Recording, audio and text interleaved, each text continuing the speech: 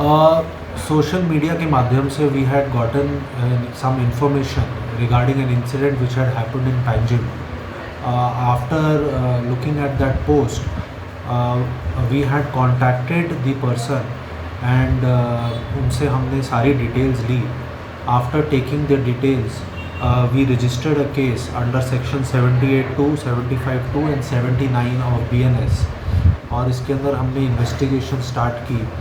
Investigation start करने के बाद we were able to see CCTV footage और उसके अंदर हमें काफ़ी वाइटल एविडेंस मिले हैं. उसके बाद से वी बीन एबल टू